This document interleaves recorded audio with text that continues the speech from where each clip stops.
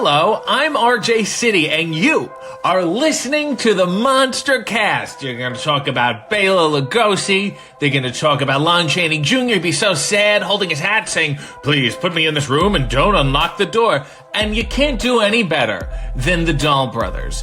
Jack and Ryan, they're brothers, but they're also bros. What? Pardon?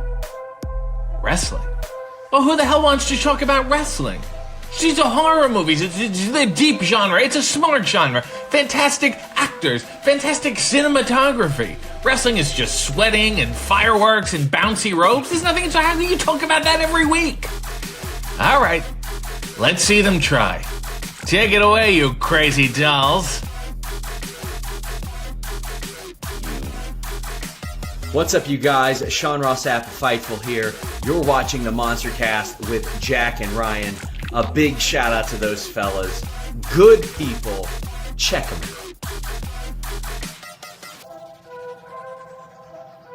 out. Jake and Brian. Brandon Cutler here from AEW, and I hope you guys have an awesome podcast with the MonsterCast. What was that? Your name is Jack and Ryan? Shut up, Jack and Ryan. Wrestling podcast? How fucking original. I mean, you're welcome.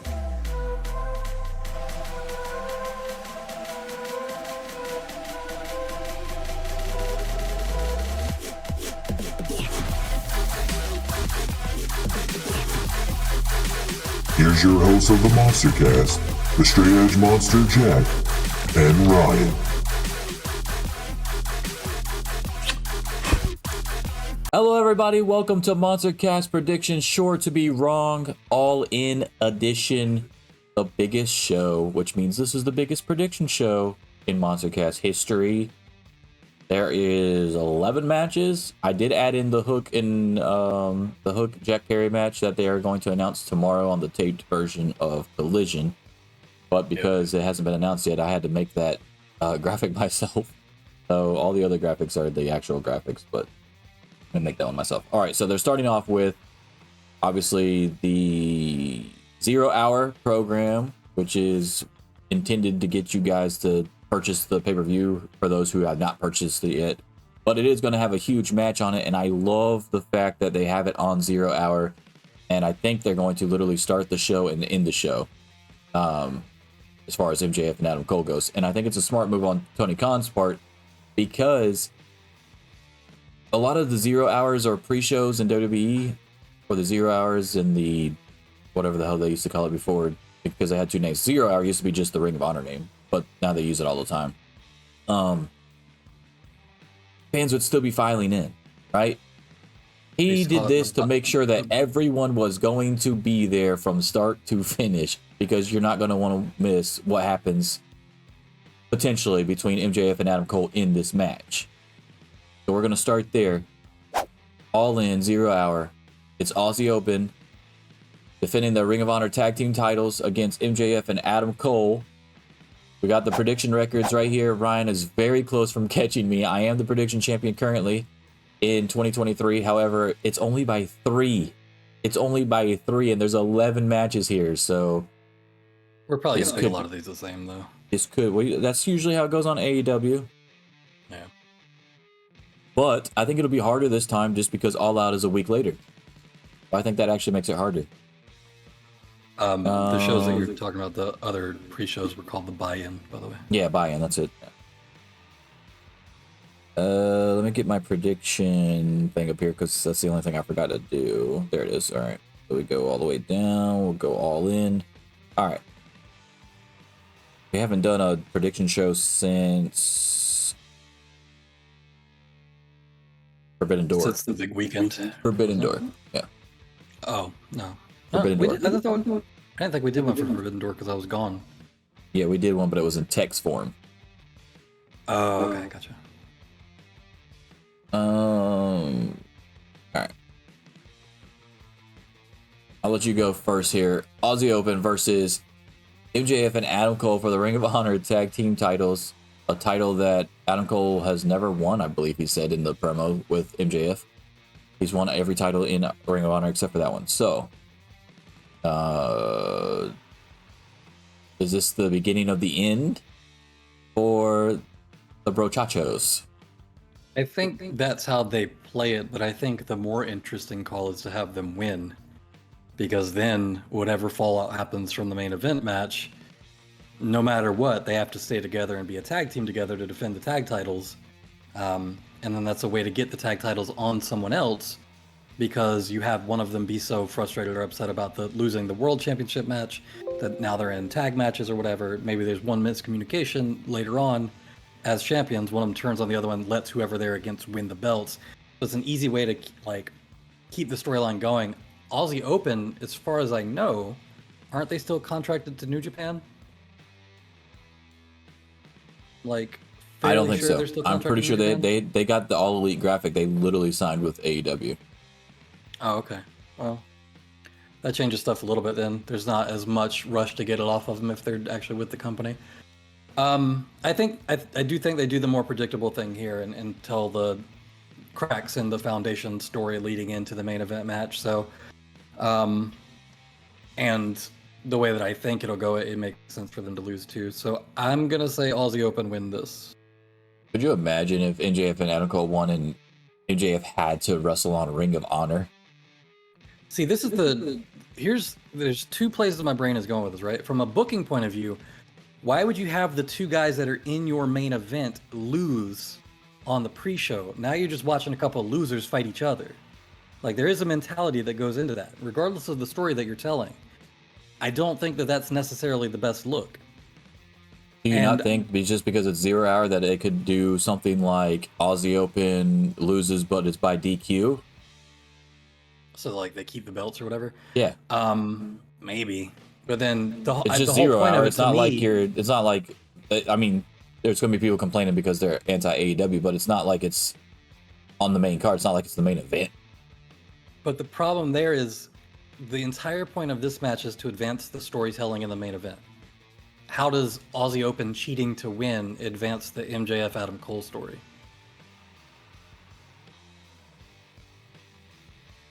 I don't feel like it does. So, I mean, it feels like there's got to be a definitive winner. I think that the more interesting thing is to have them win, and I think it just makes more sense from you don't want your two main event guys on the biggest show fucking forever to lose on the same show technically before they go out and headline. That seems really fucking weird to me. Because if you have two guys in Ring of Honor that can beat your two main eventers, it's not a good look. Even if there's some friction or miscommunication or whatever, still just not a good look. So I'm inclined to go with them winning because I think they realize what a fucking moneymaker this is. And Tony Khan probably has enough of a business brain to say, maybe there's some way we can make this work where they have the championship match, but we keep them together through the Ring of Honor tag titles and blah, blah, blah. I think that makes sense. As far as the story beats as they've played out and not trying to consider any other shit involved, like the negatives of booking your two headliners to lose in a fucking pre-show match, or, the downsides of losing all the merchandise revenue that you'll get from having them split, that's where I'd be inclined to go Aussie Open. But the issue with that is on the flip side of that, you're going to get the thing that you don't want to happen, you personally, and that is if MJF and Adam Cole win the tag titles, right, and then MJF retains in the main event, MJF's probably dropping it to CM Punk at All Out in Chicago, which means then MJF focuses on Adam Cole and you go back to one world champion with CM Punk, which obviously we all know that you don't want to happen. I would be fucking shocked if CM Punk has enough sway to have a unification match that he wins without Kenny and the Bucks both flipping shit and saying no fucking way. No fucking way is he going to pull that shit, come back, say I've been the real champion the whole time, and then just go over MJF. No fucking shot. MJF wins that match. Because MJF has clout now too. Because his contract's up in January. Nobody has more clout than CM Punk in that company, apparently. I think the combination of them do. I don't see that happening. I don't see it happening either because, like you said, it's so close together, and you want to build that back up if you're going to do that match anyway, with all the history that they have. But the problem with that is that you might not get a chance to do that. So Tony Khan might be viewing it as, hey, I need to hurry up and do this because I don't want to sit here with fucking 2 different world titles for an extended period of time either. Well, one of them's not real, so he's not. But it still looks weird on the shows, though. Well, you can blame that on fucking Captain Ego over there on Collision. Oh, I'm blaming it on the person that's letting him carry around the other title as part of a storyline. Yeah, well, I mean it's both their fault, yeah. But you know what? Let's have some fun. I'm gonna pick MJF and Adam Cole then. I'll pick them. Well, I was already gonna pick them. So you just said Aussie Open. I already wrote it down. You literally picked them earlier. What I was saying is that I was giving the reasons to pick each one of them, but I didn't actually pick. It don't matter. I'm picking MJF and Adam Cole anyway because I think they might win by DQ or countout. They have more ways to win and still not get the titles anyway. So I'm picking them. I don't see how an ending like that furthers their story for the main event. That's the only story that needs to be furthered though, because Aussie Open doesn't have anything else going on. So it's okay if they take the L, but it's also okay if they take the L and still retain the title. Like there's a way to protect them at the same time. That's why I'm saying. I understand, but what I'm saying is that doesn't matter. That does not advance the MJF Adam Cole story. You don't know how they get there though. That's the thing.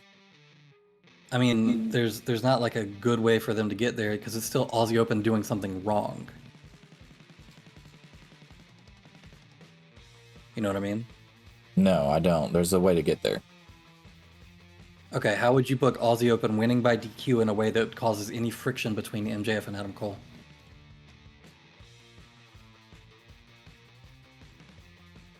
I didn't say Aussie Open was going to win by DQ. I said MJF and Adam Cole were going to win by DQ. You know what I meant. Lose by DQ. Yeah, come on. Answer the question, though. You know what I meant. You can have fucking MJF fucking look like he's about to get a chair shot and pulls fucking Adam Cole in front of him instead. So he can save himself for the main event. So he takes a chair shot. They win by DQ, don't get the belts, and then this is supposed to make sense for MJF. It just doesn't make sense to me. That does make perfect sense. It makes sense for either one of them to do that spot, honestly, because of the way they've been building them up, especially with the 2 sit-down interviews with Renee Young on Dynamite. I think I could see a count-out booking making more sense, like, because the idea is you want one of them to, like, fuck up. It can't just be so blatant that one of them, because that's already turning. Like, the idea is that you don't want them to have turned before the match. That's the problem. That's when I say it has to further their story, not fucking conclude their story and then they have the match. So that's not introducing friction. That's ending the fucking thing right there and then they have the match. I don't think they do that. I don't care if you think they do that. I'm telling you that they could do that. That's my point. Especially if they're going to go in a different direction at All Out. You're not going to have Adam Cole and MJF fucking main event 2 pay-per-views a week apart. So there's going to be something else at All Out. So this has to be the end of it. Depends on how good this match is, though, I guess. The only way I could see somebody main eventing 2 pay-per-views back-to-back like that is if the Wembley one was the second one to be the bigger one. You don't go down. You don't go to Chicago. Nobody in Chicago is going to want to see MJF and Adam Cole for a second time after they just fucking paid $50 to watch it the week prior. It's not going to happen. I'm taking MJF and Adam Cole, but not for any of that shit. I don't think Tony Khan books his 2 headliners to lose on the fucking pre-show. That seems crazy to me. For the biggest show ever, to have your 2 main event guys, your champion and your #1 contender, both lose in a fucking tag match to Ring of Honor champions, I don't see him doing that. I think that's shooting himself in like both feet with a fucking rocket launcher. That's crazy to me. So I've got super easy to get out of it. You can easily have Aussie Open win with a miscommunication, and then they fucking hug it out for the 18th time after the match, and everybody thinks everything's okay. Especially if it's MJF is the one that makes the mistake, like he thinks he's the one that made the mistake for the actual tag team titles against FTR, and then Adam Cole is the one that stares at him all seriously after he turns around, like MJF did him with the world title shit. The problem is, again, that doesn't further anything. But it does further it, though, because then when Adam Cole turns on him in the fucking main event or cheats to win, depending on who you pick in the main event, obviously, if you think Adam Cole's going to win the title, then that does further the story, and that gives him the reason to do it. Yeah, I don't see that. That doesn't make any narrative sense to me. But we'll see. That's what I'm picking. I think it would be a huge fucking mistake to have them lose. Like, you could say, oh, well, they lose because of a miscommunication. You're still having your two top guys in the company lose to a miscommunication to two Ring of Honor fucking tag team champions. It's not a good look. Yes, but it's not just Ring of Honor tag team champions. You act like that's their only accomplishment in the fucking world. They've been fucking New Japan champions. They've been fucking. In the context of this company, yes. It doesn't matter. This company it recognizes every other fucking company. This isn't like Right, WWE, but bro. not This against isn't the a guys that vacuum are fucking currently company. at the top of their own company. It doesn't matter. You can't fucking tell me that it doesn't make sense for MJF and Adam Cole to lose to Aussie Open, who's been fucking tag team forever. It doesn't. I'll tell you that. Yes, it doesn't. Yes, it does. Just like it didn't make any sense for Moxley and Punk to lose to fucking FTR, so they didn't. Okay, man. Whatever. Anyway, next up, we're talking about the match that's going to be added tomorrow night. Jungle Boy Jack Perry is going to try to retire the title, and then Hook comes out, the FTW title. Then Hook comes out, and I don't know if he actually said anything, but the match is now taking place at All In for the FTW Championship. I feel like this is a pretty big no-brainer. I'm thinking Hook is obviously taking the title back here. I agree. Is there confirmation they were like 100% doing this or what? Yes. I literally read the entire spoilers for fucking Collision. Yes. Okay. Yeah, I'm gonna go Hook as well, which sucks because I think it kills Jack's momentum, like when he's kind of hitting stride. You mean Christian Cage Light? That's really what he is. Yeah.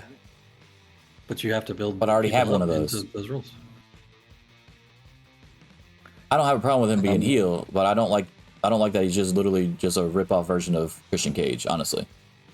I would have much preferred him when I said on the show a few weeks ago, like he would have been a good addition to join Bullet Club Gold, in my opinion.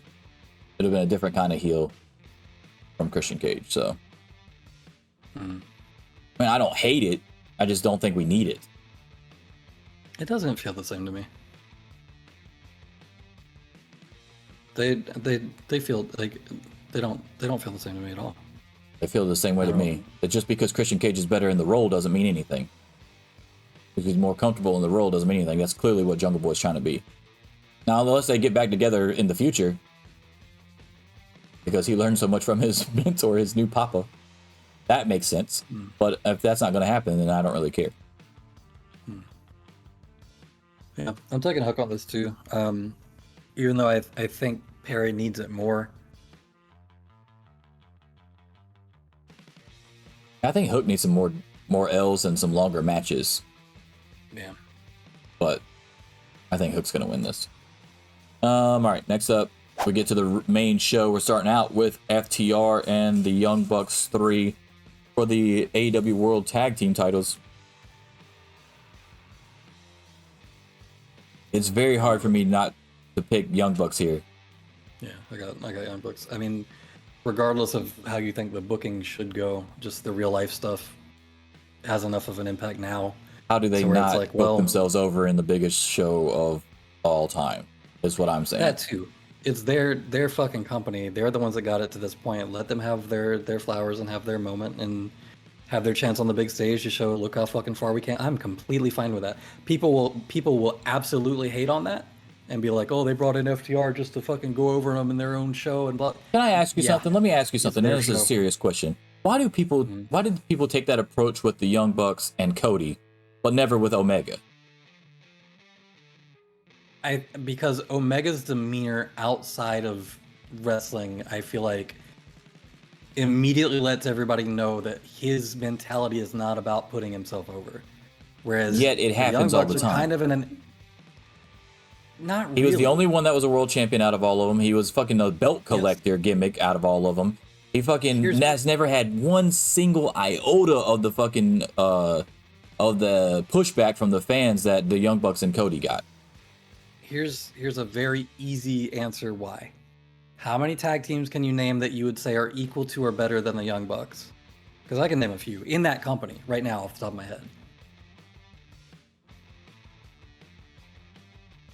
When they first started? No, like now, right now. But that's when they were getting the hate when they fucking first booked themselves to be the tag team champions. The very first tag team champion run that they had, they got fucking hate, dude. Even though they put over the fucking private party in the fucking Private debut. party in the tournament thing. I'm aware. But that didn't stop the fucking hate when they finally did win the titles, though. Well, what I'm getting at is that the reason is nobody's looking at Kenny Omega and not say, well, except for fucking Jim Cornette idiots, but nobody is looking at Kenny Omega and saying, yeah, there's so many other options. Why would you go with Kenny Omega? There's never a time like that. So that combined with just his general attitude and humbleness and like willingness to put people over and how you can tell in interviews and shit that are outside of character, how he views the business, people are never attributing that kind of malice to his booking. But the Bucks, you've got like Lucha Brothers, you've got FTR, you've got all these other tag teams that could be in that same spot, or better. And I love the Young Bucks, but I mean, if you're talking about like pure in-ring shit, I think Lucha Brothers are probably better at like in-ring stuff. So there's a difference in the sense that there's more competition for that spot, and also they don't have the same like benefit of the doubt that Kenny Omega gets for their outside the ring attitude versus his. Even though they seem The nice, attitude, I strongly believe the attitude is a big deal, is a big part of it. Just because the Young Bucks have always come off cocky as fuck, and Kenny Omega comes off humble as fuck. But it still doesn't explain the Cody Rhodes thing. But Cody Rhodes comes off very. But Cody Rhodes never won the world title. He literally booked himself not to, and they still fucking went after him. Cody Rhodes is weird in the sense that he is very self-centered, but in a way that has some. We feel like he's getting towards like the Hogan. Do we feel like when he gets older, he's gonna be like the Hogan thing, where he's just telling a bunch of bullshit?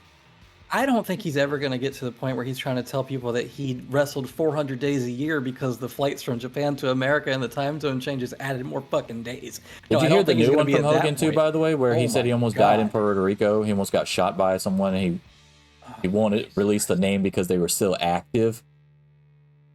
Still active? Listen, no joke.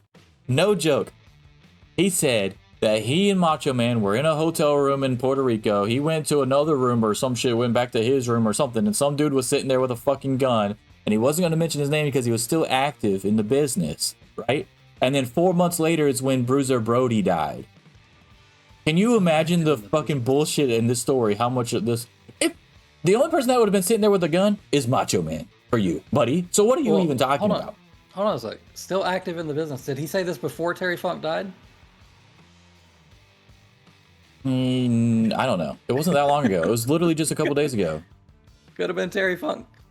That's the only motherfucker old enough, crazy enough, and was still in the business because he never retired. Yeah, the math on a lot of the stupid shit he says just does not add up ever. But no, I don't think Cody's that bad. Cody lies sometimes or exaggerates because it's fun. But I don't think he ever is like... You don't think this is fun for Hogan? Making shit up. I think Hogan's actually fucking delusional. That's the difference. I think Hogan legitimately believes his own bullshit. So you're going Young Bucks. Yeah.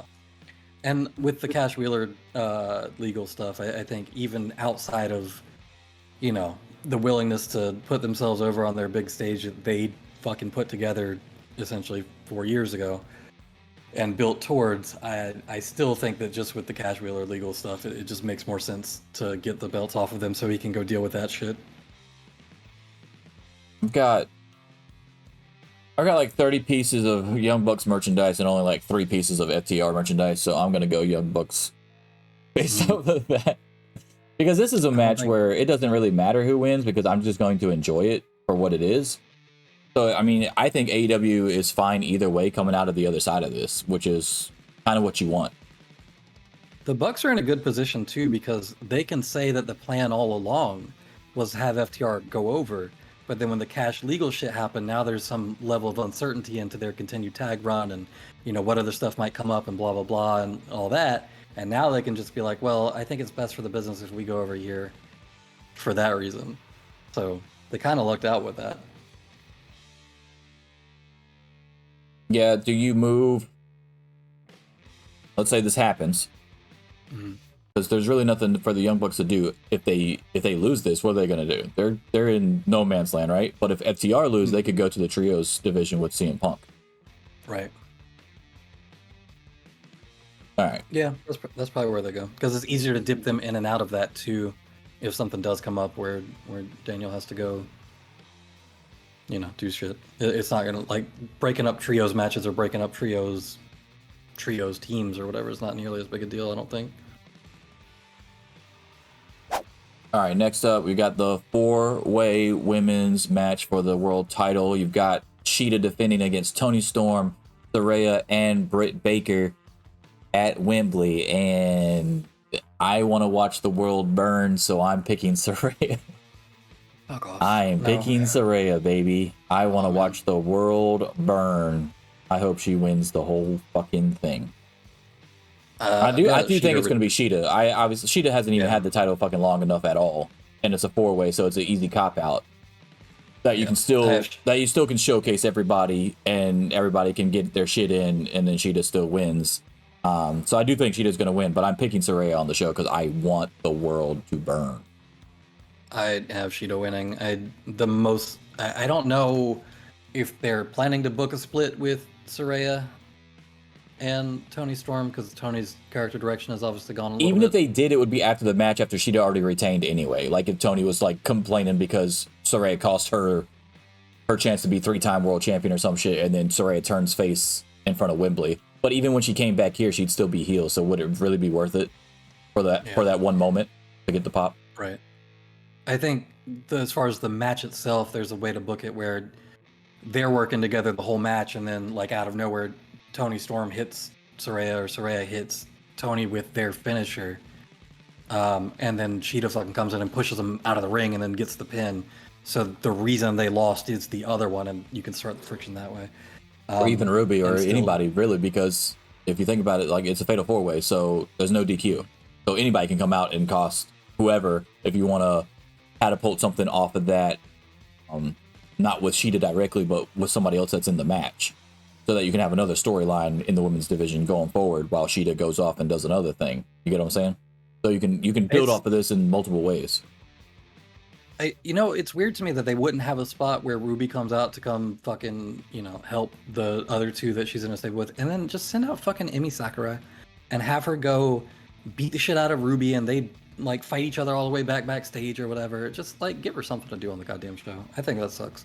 But yeah, as far as this match itself, I'm gonna say Shida.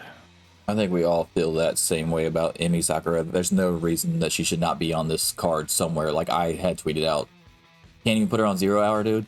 She can't even get a fucking entrance.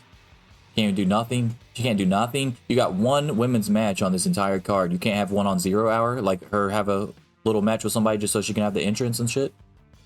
I feel like you could. I don't. Tony Khan likes women's wrestling. Like I literally just think that's what it is, and that's not like I'm not. You hear a lot of people talk a lot of shit about Tony Khan online. I don't mean that in a bad way. Some people just don't fucking like women's wrestling. But you can tell that the effort that he books that with is a lot lower than the effort that he books men's wrestling with, and that's and not in like a Vince McMahon way, not in like I don't think this is valid or fucking I don't want to see it. Or here's the thing is that Vince McMahon didn't really have a good women's roster till way later. Tony Khan has a good roster. Like 2 years in, he had a good roster. So you know what? I want to see his old TEW or whatever the fuck he played files. Because I bet that man didn't even have a women's roster. I bet. All right, next up is Sting and Darby Allin versus Swerve and Christian Cage in the tag team coffin match, which I like this because it's something different, something new. Or I mean, it's not new, but it's like a new wrinkle in an already established match. So a tag team version of this is pretty great. It's gonna give me dumpster match vibes with Terry Funk and Cactus Jack versus New Age Outlaws, I think. Obviously Sting's gonna do the huge spot. In the rules, hold on a sec. So before I pick, in the rules, do both of the people on the one team have to get into a fucking coffin at the same time? Like what's the... Yes. Okay. So there's 4 coffins or 1 coffin? I assume there'll be 4 because... I mean, there's probably going to be more than 4. There's probably going to be a shit ton of them. Okay. Depending on where the fuck they're fighting at, you're gonna need to fucking figure out where the fuck to throw them in the coffin at. Right. But in the Jungle Boy Christian one, there was only one because only one person can go in it. But in a tag team, if it's like elimination style, you could end up 2-on-1, then 1-on-1, and you've already. It could be used two one of the giant coffins, one, so and you got to put technically both of them only in the need same one. 3. Who knows? Yeah, It'll be a it's gonna be Yokozuna size 1 one. to 3. 1 to 3 coffins. All right, sorry. Go ahead. Sting's gonna do a big spot. Darby will probably do a crazy fucking coffin drop off or something. There's no way Sting and Darby don't win here. There's zero chance. Zero chance. Sting is undefeated. He's going to Wembley. This makes up for the WrestleMania shit with Triple H. I promise you, Tony Khan is booking Sting to go over here. There's no way. There's zero chance. And I will stand firmly behind this. There's zero chance Sting and Darby lose this match, especially after they just turned on AR Fox. And Nick Wayne might be there as well. We all know AR Fox is not going to be there, but Nick Wayne might be there. So not only did you just turn, and Sting is undefeated, and it's in front of the biggest crowd, and one of the 4 pillars, quote unquote, is in this match as well on Sting's side. Zero chance at Wembley Sting loses this match. I don't know. Maybe Tony Khan has talked to Vince and said, you know, I'm starting to think Sting doesn't have it either. I mean, I should also book him to lose on the biggest show. Yeah, I think it would be fucking insane to book This might be the any other easiest way. match on here to predict, honestly. Yeah, I don't see how you would do that and then not have Sting win. He's got to lose at some fucking point though, because at a certain point, putting him in matches at all is just a guaranteed outcome. But yeah, I would be fucking shocked if Sting It might be a goes to the guaranteed Wembley outcome, show. but it's never. His matches are so few and far between that I never think of that. That's never my initial thought going in. Like it would be for like Roman Reigns, for instance. Oh, Roman Reigns is definitely winning this. Like, why the fuck am I watching this? Which is the initial thought I always get for the last 2 years about his matches. Like when he goes against Kevin Owens or Sami Zayn or even Jey Uso. Like when we make the predictions or talk about it, like there's no way Roman's losing. I don't ever get that way about Sting usually, but this, just because of the venue and the biggest show of all time attachment to it, shit like that, who they're going against, they just got put together as a tag team, literally on Dynamite. Yeah, there's no way Sting's losing. Yeah. All right, next up, that was an easy one. Next up, we've got a little bit harder one for some people, but not for me, and probably not for you either. It's going to be the Golden Elite versus the Bullet Club Gold and Takeshita. I also feel like there's a very low chance, 5% chance maybe, but there's no way that Omega, Hangman, and Ibushi lose this match. The star power on that side is just too great. Ibushi's not losing his second match back. Like that's just not gonna happen. So You just have to put in perspective and realize, like, Tony Khan's putting on the biggest show in pro wrestling history, right? You have Kenny Omega, Hangman Adam Page, and Ibushi all on the same side on one match. You can get them all a win at the biggest show in the world. You're not doing it? Yes, you are. It's like this just doesn't make any sense not to.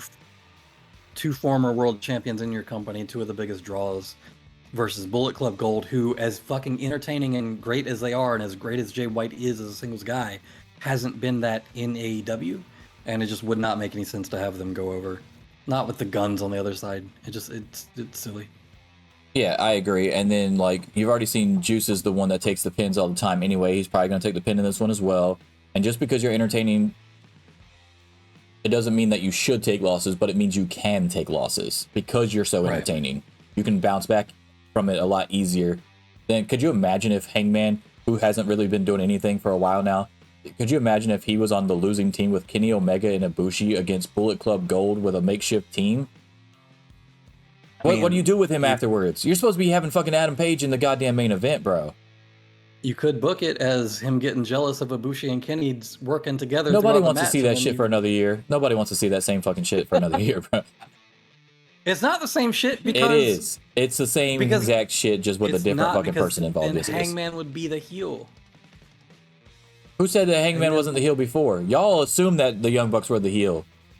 Hangman was the one that was acting like a little bitch, in my opinion. I'm talking about during the Kenny stuff, not during the Young... He he was definitely heel during the Kenny stuff. Kenny was always trying to make it Hangman work. was heel? Hangman was the heel. Oh, you're talking about like when they actually officially split. I'm talking about when they were actually tag team champions together. Hangman was the heel. No. I'm talking about when his title chase to Kenny as belt collector. No, well, obviously Kenny. he was the face on that, but that's not the point. The point is, and that's only he was only the fucking face on that because Kenny Omega kept saying that he couldn't fucking touch him basically the entire time, and that he was never gonna fucking sniff his title. But the other thing is when they were actually tag team champions, Hangman was the one acting like a little bitch all the time. It was Kenny Omega that was trying to keep them together. Yeah. But anyway, yeah, this is an easy one too. This is, I think the Sting Darby one is easier, but it's not by a lot. Yeah. All right, next up, it is the Stadium Stampede match that has changed drastically. It is now 5-on-5 instead of 6-on-6. Phoenix is no longer there because of visa issues. Obviously, he got written off on TV on Dynamite. And then, of course, Proud and Powerful came back. And now I'm kind of mad at Phoenix, not only because for himself, but he also cost Shota Umino a fucking shot at being on the biggest stage in pro wrestling history as well. Now, I'm not saying that Shota won't show up anyway because it's a fucking Stadium Stampede match. Your grandma can show up and Stu can come out and hit somebody with a van. I mean, who cares, right? At this point. There's no rules. So it's not like he couldn't still be there, but it just won't be the same. With all that said, I do say that it's BCC and Proud and Powerful, and there's no shot that this random-ass team that now doesn't have Phoenix, so it looks even more random, of Penta, Eddie Kingston, and the Best Friends are going to beat a returning Proud and Powerful together, and BCC, who almost never lose, unless it's against the Elite. So there's no way, right? There's no way. I don't have them. I don't have them losing. And I think it's likely. I think it's likely that Shota still shows up because he probably already booked all his travel and shit. Like, there's no way that they're just like, oh no, never mind, my bad. So he probably still shows up backstage or something. Yeah, you don't do the return of Proud and Powerful, and have Claudio, and have Shawn Moxley to lose to fuck. Like, I love Best Friends, but that's not how it's gonna go. So yeah, no, I've got. Do you think they find a way to? Do you think they find a way to play Wild Thing the entire time again, or at least in, I hope like so. But that was Anarchy in the Arena, wasn't it? Oh yeah, you're right. It's Anarchy in the Arena that they do that. Okay, so yeah, they don't have to worry about that. Okay, that's a good thing. All right. I mean, it's basically the same shit. But yeah, Stadium Stampede. Okay, got you. So yeah, this is the one with all the crazy shit. It's gonna be harder to do with fans, right? Have heels lost these matches ever? Stadium Stampede, there's only been two. The first one was Inner Circle. They lost, obviously, when Omega did the One-Winged Angel to Sammy Guevara off the high dive. The second one. What was the second one? I don't remember the second. There was a second one, but I don't remember who was in it off the top of my head.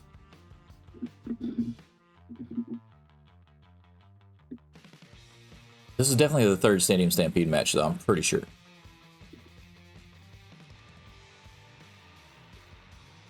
I'm surprised this wasn't billed as Anarchy in the Arena. I assumed that it was only billed as Stadium Stampede because of the new mode in the video game at the same time. Also because the name of the place is Stadium.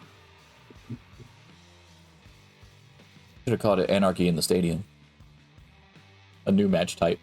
You could add the music and the Stadium Stampede at the same time. The Inner Circle that participated in the first two Stadium Stampede matches. Yeah, they were faces in the second one, weren't they?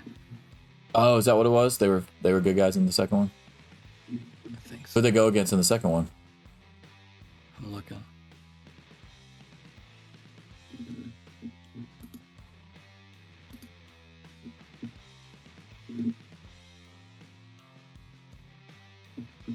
Both of them were at Double or Nothings. The Pinnacle. Got you. So the Pinnacle. Okay, so yeah, because they had the Blood and Guts match with them as well. All right. Yeah, okay, that makes sense. So yeah, so no, the heels have never won. So this will definitely be the first time that the heels win. Yep. which is fine considering that we just told you Hook is winning, Sting and Darby is winning, and the Golden Elite are winning. You got to have a heel team win or heel wrestlers win somewhere, right? And you got Sheeta winning, obviously. So you can't have straight faces win the entire pay-per-view. So yeah, BCC definitely makes the most sense here. All right, next up. Speaking of heels, here's two of the best heels right now in wrestling. And that's Chris Jericho and Will Ospreay. Now, obviously, Jericho's being positioned as the face here, but it's hard to view Jericho as a face when he's had an epic heel run. And his heel runs are always a lot longer than his face runs, obviously, as well. I love the contract signing. One of my favorite contract signings so far. Because one, they didn't really touch each other besides the slap. They both had impassioned promos. And the crowd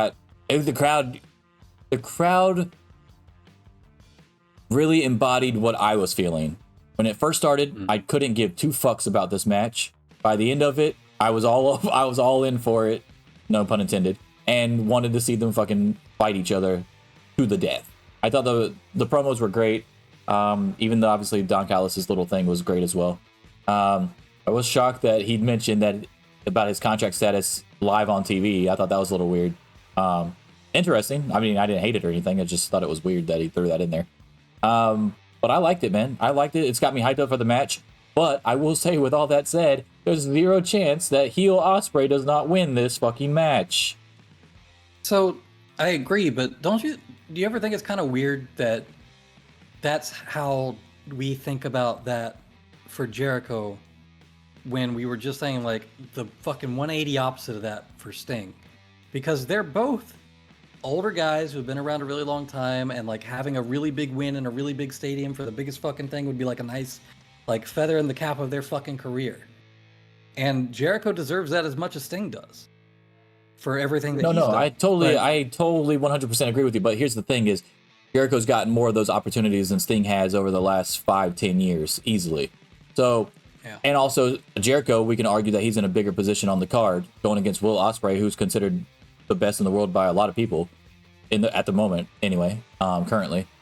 And Sting is just going to be in a tag team match where Darby's doing most of the work, right? So it's not the same as far as where they're booked on the cards. So I think that has something to do with it as well. Also, we've seen Jericho put over Orange Cassidy. We've seen him put over, oh my goodness, Sammy Guevara. We've seen him put over Jack Perry in the 5-minute challenge thing where he really came up on his own or whatever. But the thing with that all is that Jericho had a strong story backing those things. So it was easier for him to get those L's and still bounce back from it because people remember the storyline more than they remember, oh, you just lost that match.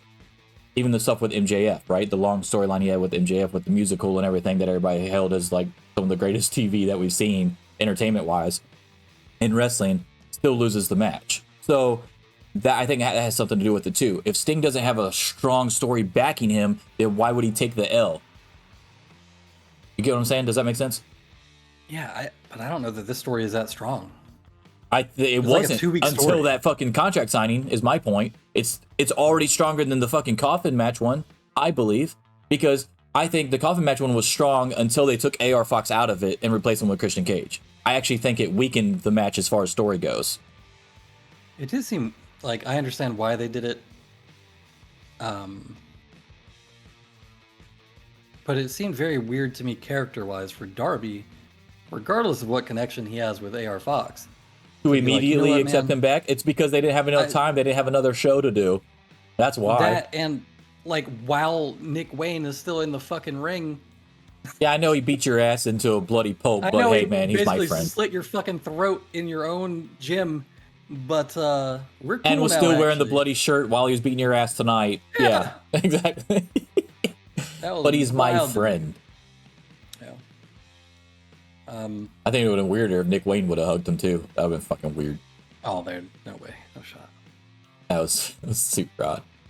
Super odd. And when Nick Wayne's just standing there like super confused because he's got to think about that. Like in kayfabe, obviously, he's got to think about that just happened, and now he's got this random dude that he's never met before talking shit about his dad. at the same time. And I'm like, I do what? I'm catching strays. I'm not even in the fucking match, dude. Like, what the fuck? The fucking I've never heard of Buddy Wayne, so he must not be that good. The best part was when he said, but the good thing is because he was a talentless hack, you don't have much to live up to. That was great. The fucking coffin line was brutal too. Jesus. Yeah, that's when everybody was like, holy shit, this man needs to. That was so far. The funny thing is like when people, I don't understand this, and it happens a lot when you get somebody that's quote unquote the best heel, and then everybody's like, oh, they talk about MJF. You know, and then the MJF does a really heelish promo, and they're like, oh, he went too far. But Christian Cage goes further than you could possibly go, and everybody's like, oh, that's beautiful. That was so well done. Like, what? I think the difference is that everybody assumes that Christian Cage got permission. They're giving him the benefit of the doubt.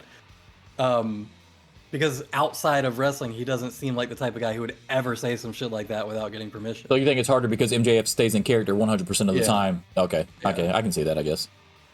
All right. So we both got Ospreay. Next up, we've got Punk versus Samoa Joe. I'm super looking forward to this match just because I was a huge fan of their original trilogy in Ring of Honor. I thought their match on Collision was solid, but it wasn't. I don't think it was up. Obviously, it wasn't nowhere close to the Ring of Honor stuff. I'm hoping they go to that. I hope that he comes out to the AFI song. I hope that Samoa Joe comes out to his old Ring of Honor theme. I hope that they put on a classic. I just don't want them to get 20 minutes. You know what I'm saying? Like, I want this to be like around 12 to 15 minute match.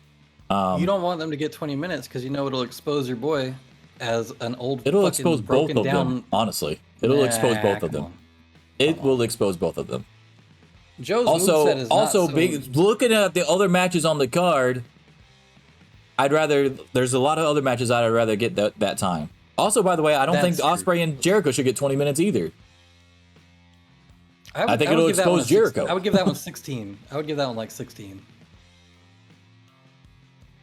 But yeah. But I've got Punk winning just because they put the world title on the line. If they didn't put the world title on the line, or the fake world title, whatever, the real world championship, if they didn't put that up for grabs, I would probably pick Samoa Joe here, or I'd be a lot more inclined to.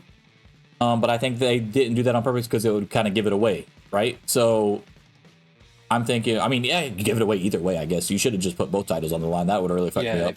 The only way to not give it away. Or no titles on the line. That would have fucked me up too, yeah. But yeah, I'm going to go CM Punk just because that title is on the line.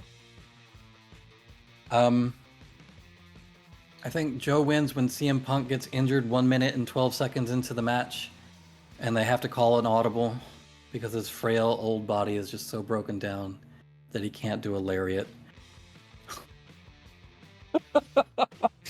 Okay, I'm writing that down. I'm writing all that down right now.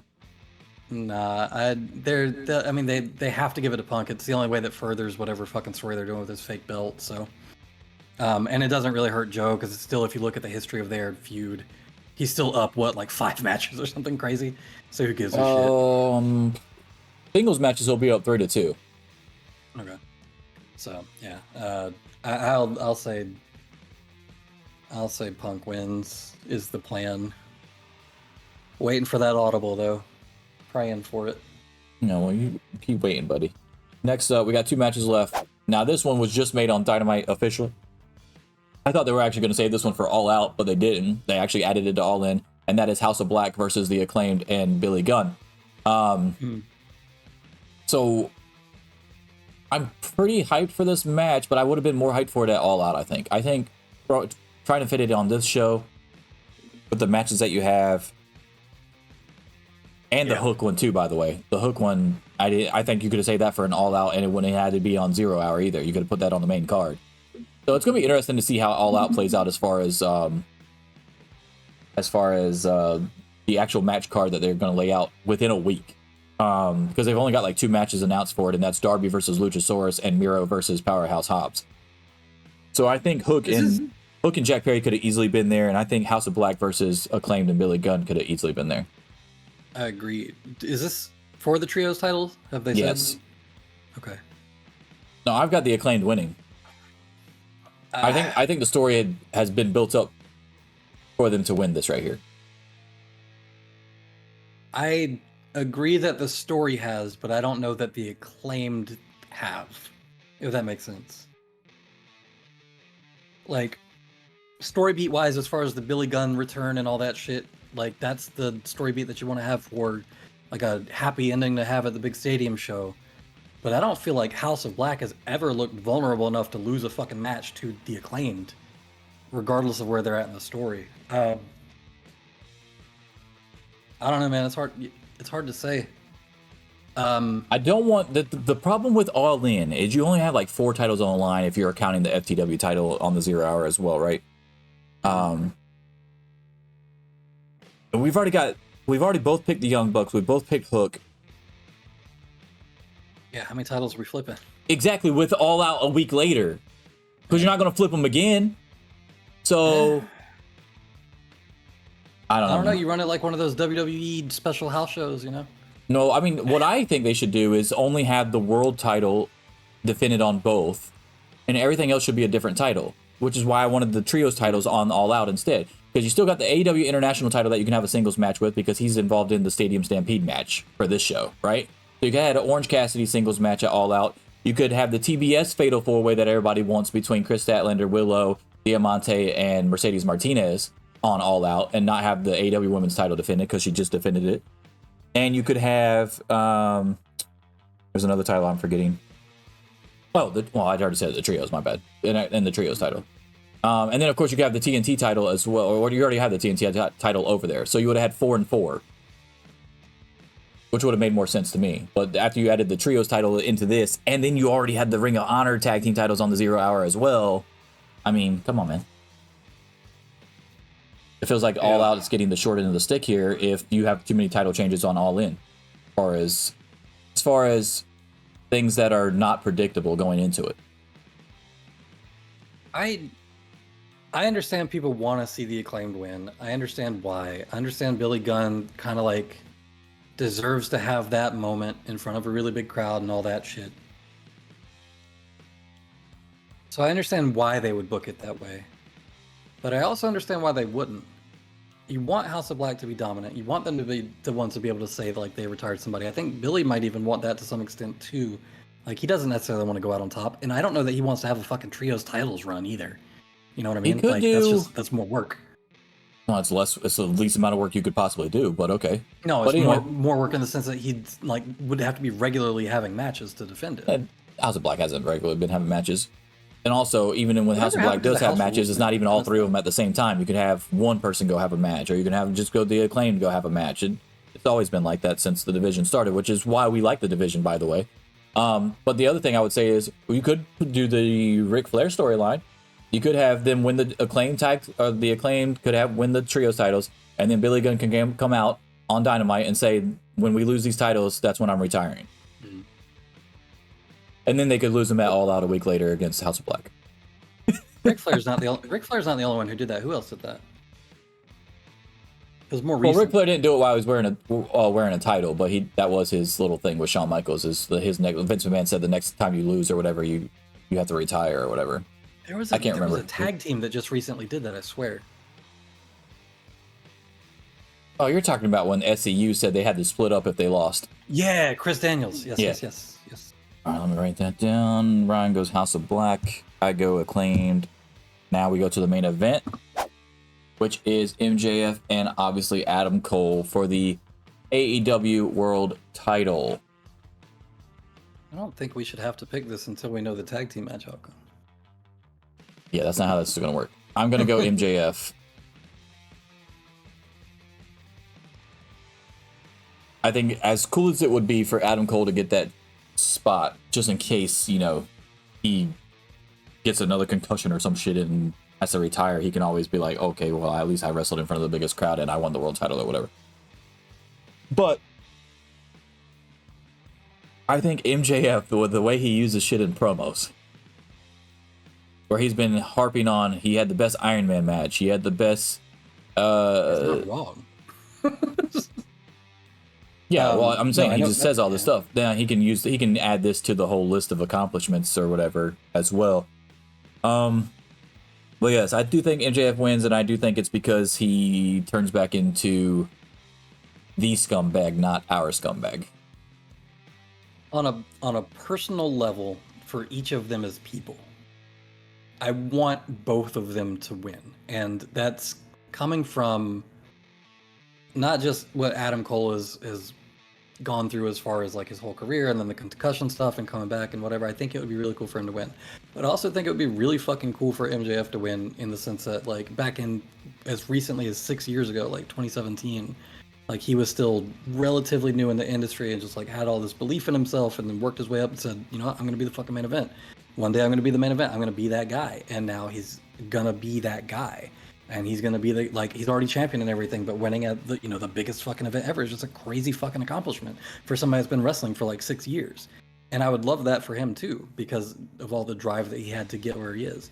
So it's hard to pick one on a personal level, but on like a storytelling level, it's really gonna come down to what they do in that tag match. I think Adam Cole is a heel.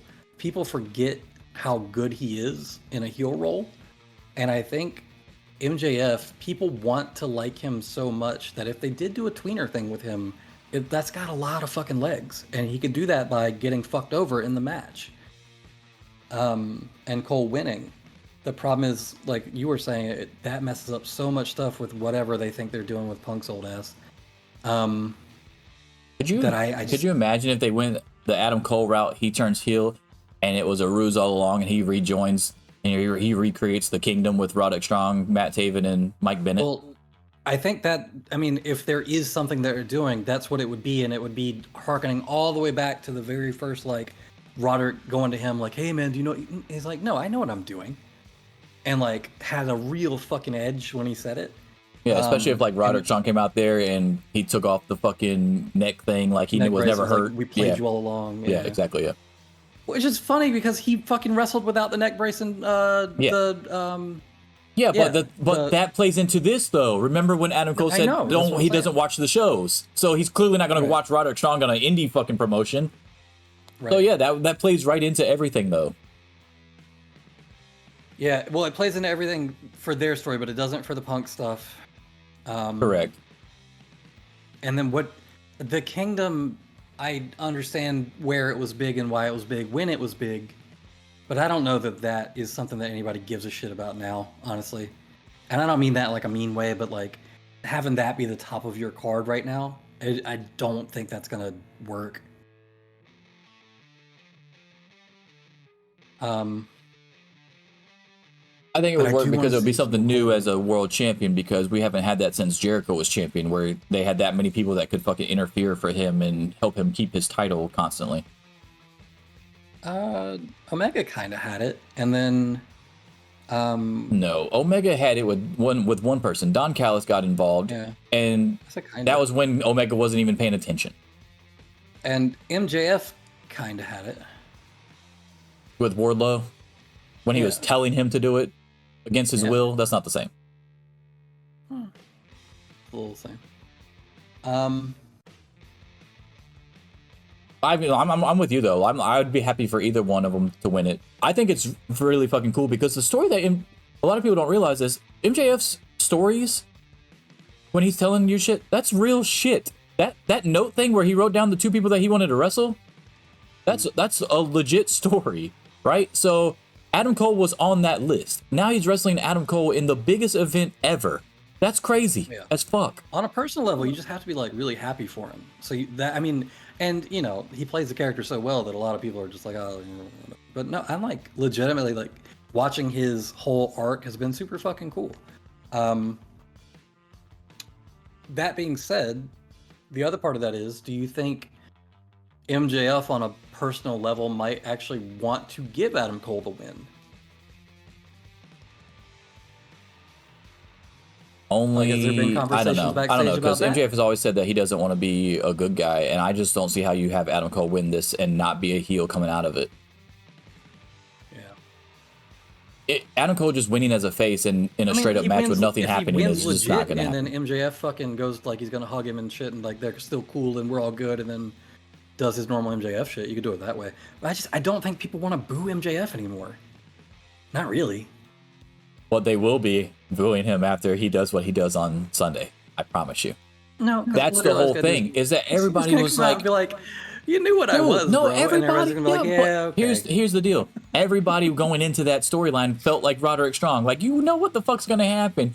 Then he's so fucking good at what he does that he made you actually like he makes you forget in the moments anyway, while they're on TV together, that he's a fucking asshole and he's just going to turn on him anyway. Now, yes, when we're doing the prediction show and you're thinking ahead, yes, you still think that that's obviously a high possibility. But you also know that when it happens, those people are going to lose their shit. Like, here's my main question for you to think about for this prediction, even though I did pick MJF already, is how do you end the biggest show ever with 80,000 people and send them home, quote unquote, happy? Are you really trying to piss off 80,000 people, booing the fuck out of whichever one of these dudes turns on the other? Well, the thing is, this is what I was thinking too. How many storylines like this have there ever been where the two guys are buddy-buddy, they're in a world title program together, they wrestle each other, one of them, let's say, wins completely fucking clean. How many times have, at the end of that, they just been like, you know what? Fuck it, man, you won. We're still cool. And then just move the fuck on. That would happen in AEW, right? That's a thing that would happen in AEW, though, because we've seen it with Swerve and Keith Lee. Like not that specific thing, but something like that, where it's like it goes away from the norm that we usually see in wrestling storylines. Like they tease breaking up, had a bunch of miscommunications, then stayed together and won the fucking tag titles, right? So, yeah. And then they broke up way later after losing them eventually, but. Yeah, I could see that happening too, and they just hug each other and raise each other's hands or some shit at the end instead, and then we save the turn for later down the road, maybe at All Out or something, in a possible Ring of Honor tag team title match that he has instead of having a world title match or something. I don't know how you play that. Or you could do it in a way where MJF cheats, but fucking Adam Cole doesn't realize that he cheated, so at the end of the match they're still cool. But then he actually does watch the show. So he goes back and sees it for Wednesday, and he comes out like, hey, why the fuck were your feet up on the ropes when you were pinning me, bro? What the fuck was that? Like, that kind of thing. Like, you could always do something like that, too. But no, I think that this is a good opportunity. They've told the story in a good enough way to where the best ending that they could do is to completely subvert all the expectations, have the person who wins, no matter who the fuck it is, actually go over clean, probably MJF, and then them just fucking get along afterward and be completely cool. And then just move on. Like, I think that would be the best outcome. Not just like from a, I don't want to see them break up. Like, whatever. Just from, actually, literally just from a storytelling point of view, I think that would be probably the most interesting outcome. All right, so here's the only problem with that is if MJF holds the title in the end of the show, that makes sense because Adam Cole can say, hey, you gave me a legit fair shot this time. You beat me within the time limit, etc., whatever. It's not the 5 more minutes thing, and you didn't cheat to win.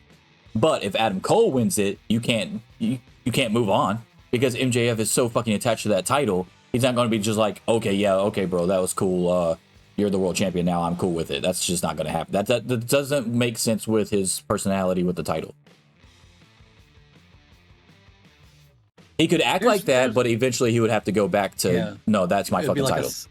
He could act like it and then it'd be fucking simmering for months and then do the turn. Yeah, the Finn Balor, Seth Rollins thing, except not 7 years later because you don't have anything else to talk about and you tried to connect dots from 7 years ago to quote unquote do long-term storytelling. Yeah, exactly. Yeah, because they could easily tell that story where Cole wins clean. MJF is just like, you know what, man, fuck it. Like, I thought I was the best of the best, and then somebody that I looked up to the whole time, my whole career, their whole career, he fucking beat me. Is what it is. We're still cool, but then like silently, you kind of get the signs that he's definitely not fucking over it. Roderick Strong shows up fucking backstage one day. The cameras go back there, and he's knocked out, and then it's like everybody's looking at MJF. He's like, "Why the fuck would I do that? We're cool." And then over time, it's obviously him. You could do that angle with it too. Regardless of what angle they end up going with, though, I think MJF winning is the more likely outcome. So is that who you're going with? I'm trying to think of any scenario where Cole wins and it still makes sense for the Punk stuff, and I don't. I mean, I know that Punk Punk and Adam Cole like each other, and they've mentioned each other before. So it's not like they can't pull from something. But in a week, no. The problem with that too is that neither one of them can carry their match. Here's my main issue with Adam Cole winning. My main issue with Adam, I think they'll be fine. My main issue with it is Adam Cole wrestling 2 hardcore matches like that in a week when he just got back on a regular wrestling basis with his concussions. Do you really want to put him through that? How sure are you, on a scale of like 1 to fucking 10, that there's actually going to be a world title match at the second pay-per-view? They're fucking better, dude. You cannot.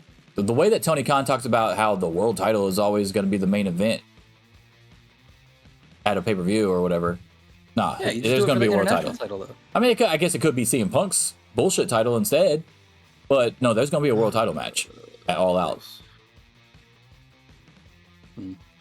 Well, I'm going to pick MJF. I think on a personal level, I would be happy to see either one of them win. I think on a storytelling level, you just have more options coming out of an MJF win. So, all right. There are our predictions, sure to be wrong. AEW All In, Wembley Stadium. It looks like we only picked 2 different ones, and one of mine was a fucking joke. So there is a good chance that you're going to gain at least one match on me.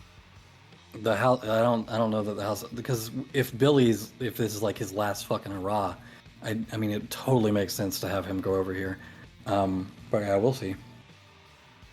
But either way, I'm still going to be prediction champion at the end of it, but it could be a little bit tighter. And you got Payback coming up soon, and we suck at WWE picks. So, you suck at WWE picks. Yeah, I suck at WWE picks. But yeah, that's going to do it for the prediction show.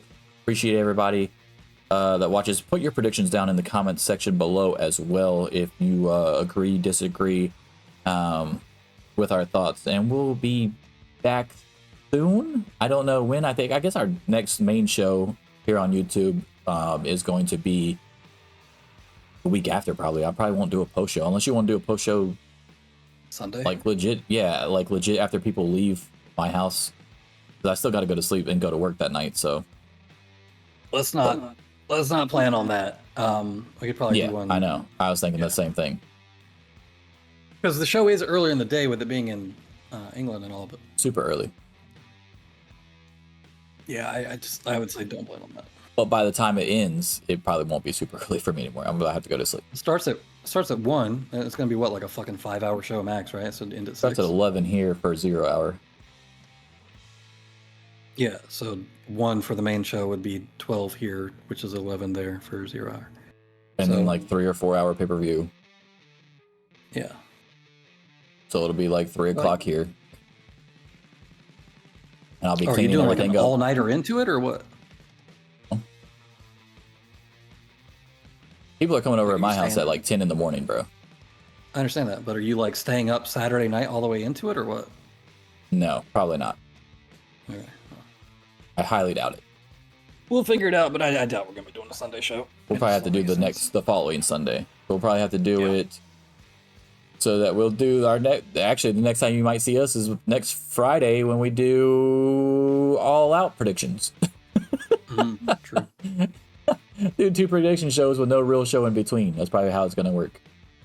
We could predict Dynamite too while we're at it. Anyway, but that's the prediction show. Prediction sure to be wrong. Don't use your money to bet on these predictions. Except for the Sting match. Bet all you even want. though That's I will say that is financial advice. Even though if you look at those predictions, you could have made some solid money this year. 73 and 18, 70 and 21. Even if you listen to either one of us, you could have made some substantial amount of money this year if you would have bet. But I will say going forward, don't, because I've been doing not great the last few pay-per-views, honestly. I started out super hot. Anyway, we'll see you guys next time. Thanks for watching. Deuces. Hey guys, did you like that video? If so, don't forget to subscribe to the channel. You can also catch full episodes of the MonsterCast on Spotify, Apple Podcasts, and Google Podcasts. And you can also catch us live every Sunday on Twitch. All links in the description below, along with some sweet merch from yours truly, the MonsterCast. Deuces.